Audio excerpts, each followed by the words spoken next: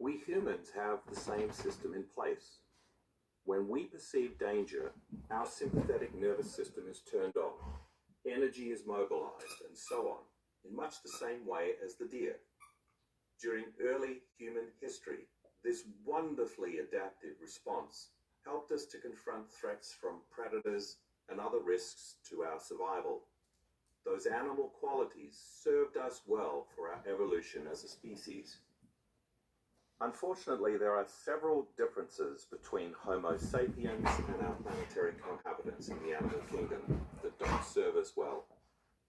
Every time we knock the body out of chemical balance, that's called stress.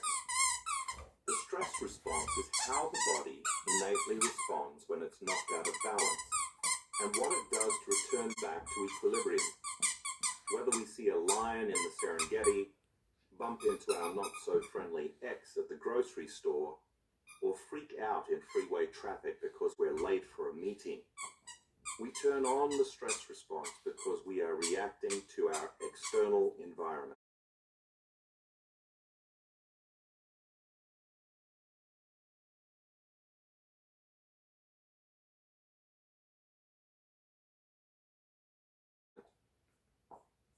Unlike animals, we have the ability to turn on the fight or flight response by thought alone. And that thought doesn't have to be about anything in our present circumstances. We can turn on that response in anticipation of some future event. Even more disadvantageous, we can produce the same stress response by revisiting an unhappy memory that is stitched into the fabric of our grey matter. So either we anticipate stress response producing experiences, or we recollect them. Our bodies are either existing in the future or in the past. To our detriment, we turn short-term stressful situations into long-term ones. On the other hand, as far as we can tell, animals don't have the ability, or should I say disability, to turn on the stress response so frequently and so easily that they can't turn it off. That deer, back to happily grazing, isn't concerned with thoughts about what just happened a few minutes ago, let alone the time a coyote chased it 2 months ago. This kind of repetitive stress is harmful to us because no organism was designed with a mechanism to deal with negative effects on the body when the stress response is turned on with great frequency and for long duration. In other words, no creature can avoid the consequences of living in long-term emergency situations. When we turn on the stress response and can't turn it off, we're headed for some type of breakdown in the body. Let's say you keep turning on the fight or flight system due to some threatening circumstance in your life, real or imagined. As your racing heart pumps enormous amounts of blood to your extremities, and your body is knocked out of homeostasis, you're becoming prepared by the nervous system to run or fight. But let's face it, you can't flee to the Bahamas, nor can you throttle your fellow employee. That would be primitive. So as a consequence, you condition your heart to race all the time, and you may be headed for high blood pressure, arrhythmia, and so on. And what's the score when you keep mobilizing all that energy for some emergency situation? No. I don't want to play that game. No. Good girl. External environment, there will be little left for your body's internal environment. Your immune system, Do I have your attention? monitors your inner world, can't keep up with the lack of energy for growth and repair. Therefore, you get sick, whether it be from a cold, cancer, or rheumatoid arthritis. All are immune-mediated conditions. When you think about it, the real difference between animals and ourselves is that although we both experience stress, humans re-experience and pre-experience traumatic situations. What is so powerful about having our stress response triggered by pressures from the past, present, and future? When we get knocked out of chemical balance so often, Eventually, that out of balance state becomes the norm. As a result, we are destined to live our genetic destiny, and in most cases, that means suffering from some illness. The reason is clear. The domino effect from the cascade of hormones and other chemicals we release in response to stress can dysregulate some of our genes, and that may create disease. In other words, repeated stress pushes the genetic buttons that cause us to begin to head towards our genetic destiny. So what was once very adaptive behavior and a beneficial biochemical response, fight or flight, has become a highly maladaptive and harmful set of circumstances. For instance, when a lion was chasing your ancestors, the stress response was doing what it was designed to do: protect them from their outer environment. That's adaptive. But if for days on end you fret about your promotion, over-focus on your presentation to upper management, or worry about your mother being in the hospital, these situations create the same chemicals as though you were being chased by a lion. Now that's maladaptive.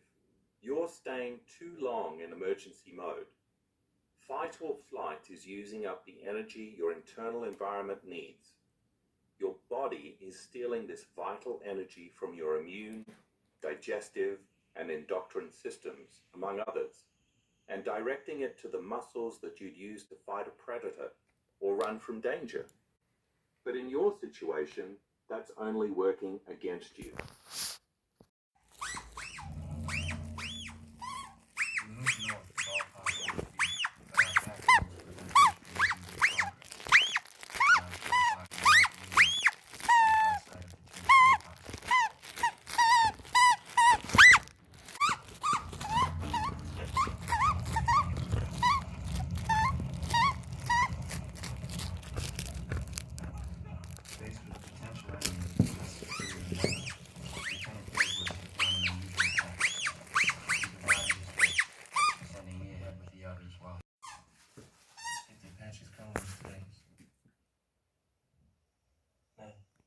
Sir.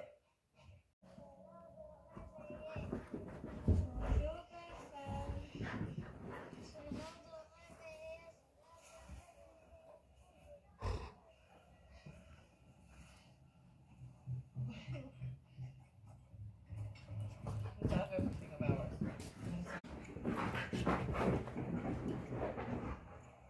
Morning, big boy.